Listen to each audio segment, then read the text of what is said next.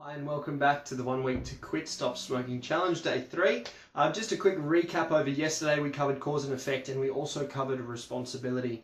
Now with cause and effect, again, we can just live at two options in our life. We actually choose to live at one of two. We're either living in control in the driver's seat of our life or making decisions, or we're playing the victim, or we're at the target, or we're the byproduct of the things going on at the effect. Now, it's always better to live at cause because it's the only way that we can consistently move forward and do so simply because we choose. Now, one thing that I didn't mention yesterday when I was talking about cause and effect is something that I see so often called negating cause. And what this is where someone will seek to put the blame or the responsibility to change on something else. The most common way that I hear this is when people say, right, I've tried to stop so many times. I've used the patches, I've used the pills, I've used the sprays, the gums, the chews, and none of them work for me.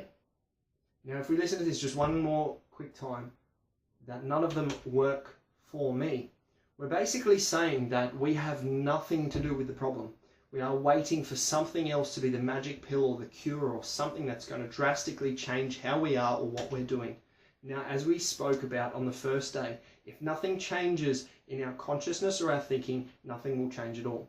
So we must keep in mind at all times that it is up to us to use these different remedies, whether it be the patches, the pills, the potions, programs, hypnotherapy, whatever it is, as an aid, but not something that will do it for us. Cause and effect recap. Nothing will work for you. Taking ownership of the challenge, deciding to change and remaining at cause will work every time with the right responsibility. Negating cause will lead to finger pointing and passing the blame. Change will never be achieved this way. Cause and effect can be seen in many areas of life. Take weight loss, for example. People complain about weight gain and effect after they revert to an unhealthy lifestyle post-diet, and then blame the diet or program for not working for them, negating cause, instead of changing their lifestyle and making consistent, healthy choices. So yesterday's focus task was about deciding your point B. Deciding when you get into those moments of wanting a cigarette, or when you get into those moments of what you'd like to be experiencing instead of having that cigarette. Be it some relaxation, being stressed less, I guess, having fun, connecting with family, whatever it may have been. It was up to you to decide that point B. Now, very quickly, I'd like to share a quick metaphor with you. You imagine that your life can be seen as a ship that is on top of the sea.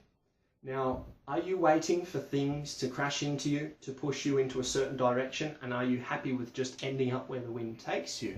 Or are you prepared to put up your sail, tell the crew that they need to paddle, and start telling yourself to go in all these different directions? Now, so many times in our lives, what we do is we wait for something else to be the wind in our sails to push us along in life. And you see it so many times when people have a certain habit or behavior. They use cigarettes, or they use alcohol, or they use all these different things to push them in a certain direction, rather than choosing that they will set their sails, they will tell their crew that we want happiness, and they will get it themselves without needing some kind of external stimulus, be it something that you eat, something that you drink, or something that you smoke.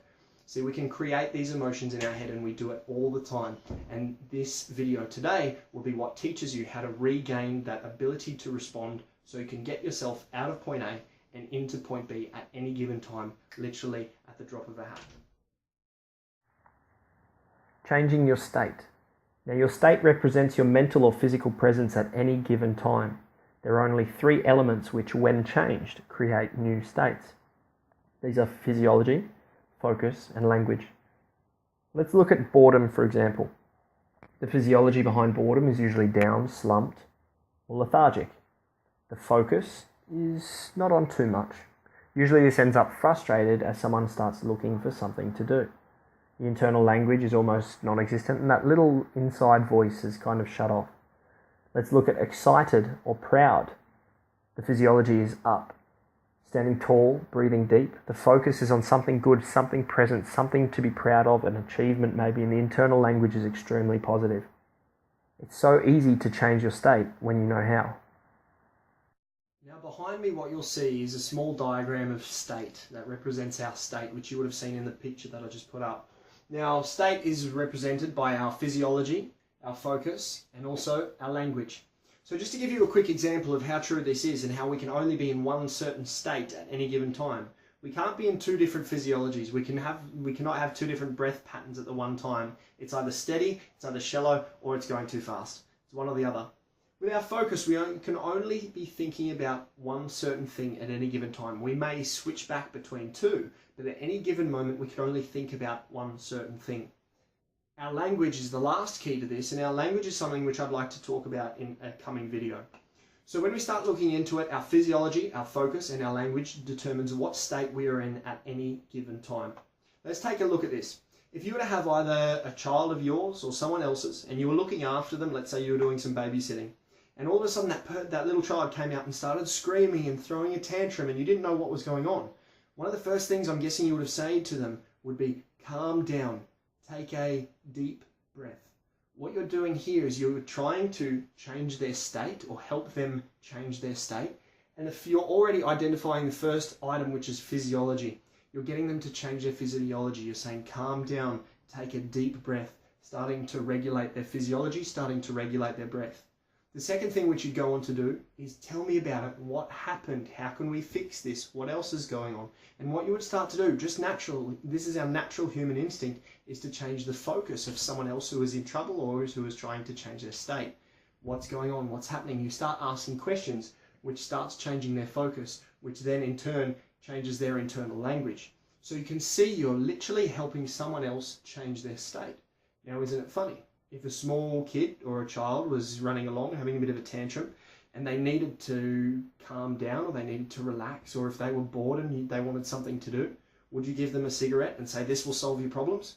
Most likely not, because all you know is that all they want to do is they want to change what they're doing with their bodies, they want to change what's going on inside their mind or what focus they have, and they probably want to change the bored or stressed out internal language. So once again, we can only be in a certain state at any given time, only one state. So by the whole A to B metaphor is the idea of we're moving from state A, which may be unresourceful, stressed, bored, whatever it may be, to moving into this state B of calm, of de-stressed, of relaxed, or whatever that point B that you decided in your focus task is for you. Cause meets state. So often we get into a certain state which we feel uncomfortable in, so we then look for a way out. Many people think they need something to do it to them, smoking, drinking, taking drugs, etc. We must never forget that these things are never doing things to us and that we are using them to achieve a desired state. Always remain at cause. The builder and the hammer. Always remember that you're in control. If you're a builder and you build a house, do you thank the hammer at the end of the day for building the house for you? Of course not. You used the hammer as a tool to build the house. If all of a sudden the hammer disappeared, you would always find a way, if you had a deadline, to build the house without using the hammer. You'd find some kind of substitute. What you'd need to do is a certain set of things in order for you to get the result. Always remember that it is never the cigarette that gives you the result. It is you choosing to change your physiology, your breath, your focus, and your internal language in order for you to move from point A to point B. So at the end of the day, the hammer really wasn't the reason for the house being built. It was the builder using the hammer just as a tool in order to get the outcome or to get from point A to point B. Now let's make this a little bit more relevant to smoking. Now I'm sure somewhere in the beliefs that you wrote down, you may have written down that smoking relaxes you or gets you out of stress. Smoking makes you less bored, or smoking gives you something to do. Or the last one that I've heard quite a lot is that people smoke after a big meal because it makes them feel better. So let's deal with these three things and I can show you how it's not smoking at all that does anything for you, but it's just your simple action of changing your state, your physiology, your focus, and your language that causes you to end up with that good feeling, not the cigarette at all. So let's take, for example, the moment of stress. In a moment of stress, what's happening is if we look at a scale of breath, your breath is quite high. It's very, very fast. It's very, very shallow breath. What happens when you go outside and you start taking those deep breaths or smoking with those deep breaths in and those deep breaths out is that you start to regulate your breath. You regulate your breath. You regulate your physiology. Instead of being angsty and moving around and quite quick, all of a sudden you become calm. All of a sudden you start taking those deep breaths in and out. And it's very similar for when people get bored and decide to smoke.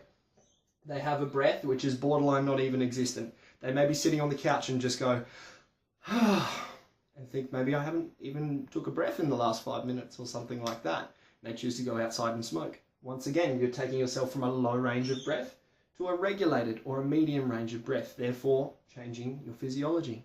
Instead of going from an unresourceful, slumped over state, you pick yourself up, you sit back in your chair, and all of a sudden you've picked up your physiology. So that's tick 1 to changing your state out of the way. Again, it is not the cigarette that is doing it for you, it's you using the cigarette as a tool.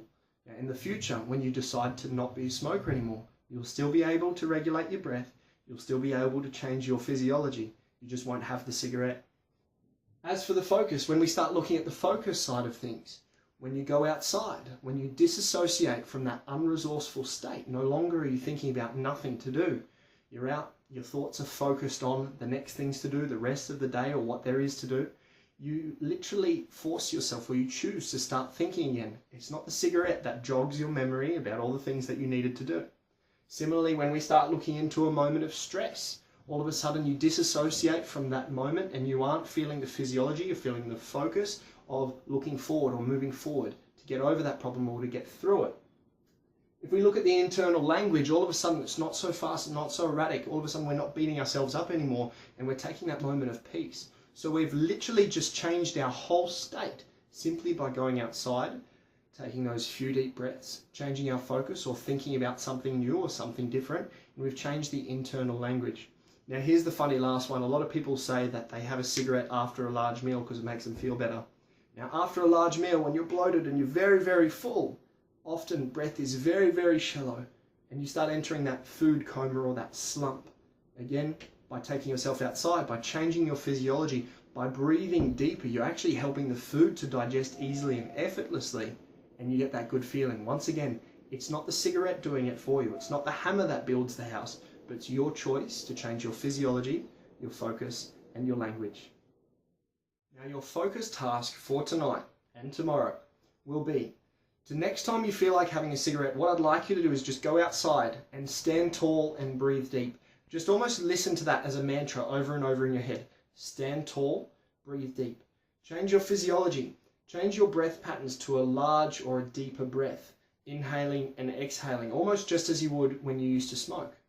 Now the second thing that I'd like you to do is record 4 things. I'd like you to record 2 reasons as to why you need to give up smoking, and make these emotionally attached, make them personal to you. Don't just say health or finance, but give it real reason as to why you need to stop.